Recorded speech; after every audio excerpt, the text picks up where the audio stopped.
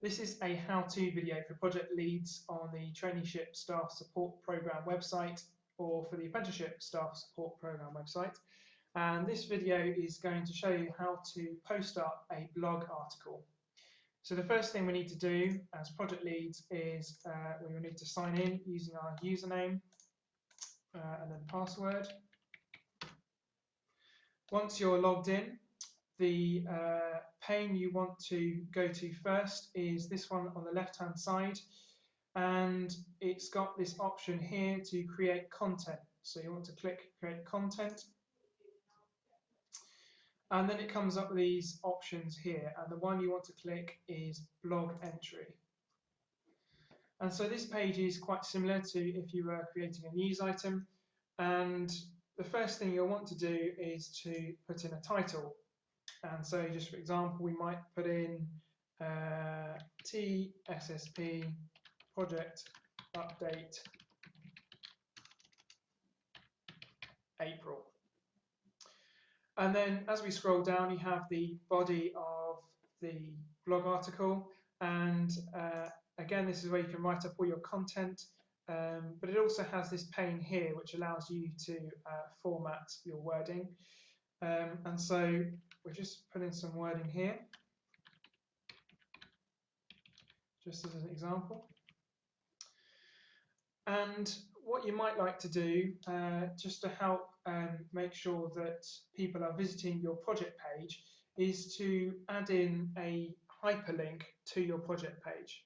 And so we've got some content here, and here I've put come and visit our project page here to find out more and to view an early draft of the resources.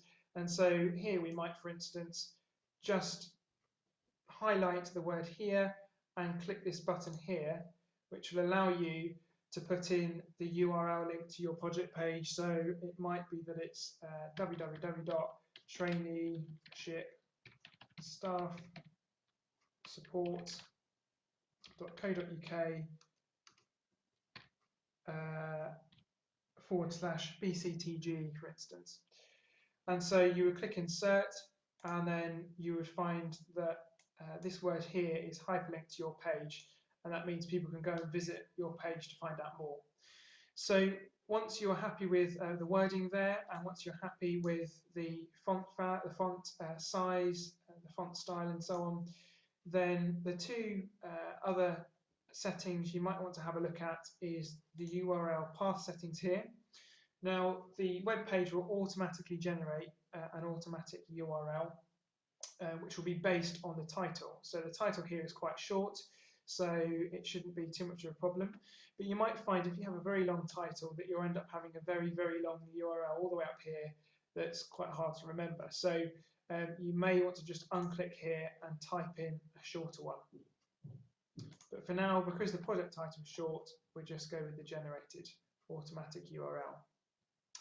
And the next thing you might want to look at is file attachments. So it might be that you've been working on an early draft of a resource and you want to share that with people early on to maybe get some feedback.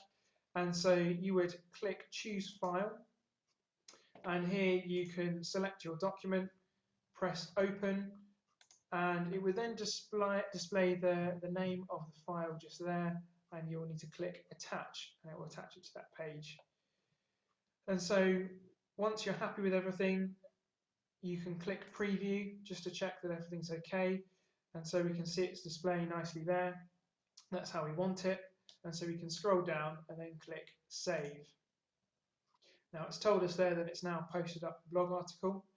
And so if we go back to the home page and click blog, we can see that it's now displaying at the top of the blog screen there for people to view. And if we go back to the home page, we can also see that it's on the right-hand side feed here for people to view. Now, to make sure that your blog article doesn't get lost in the website and to make sure that it's clearly linked to your project, we would strongly advise that you create a hyperlink on your project page to that blog post.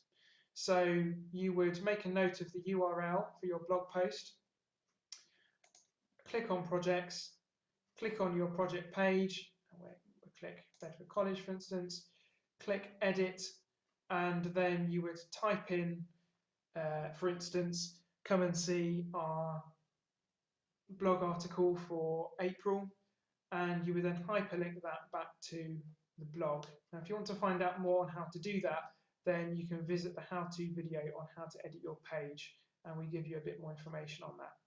So that is how to upload a blog article. If you want to find out more on how to create a news item, how to put a date in the calendar, how to interact with the forum, then please do watch some of our other videos to find out more.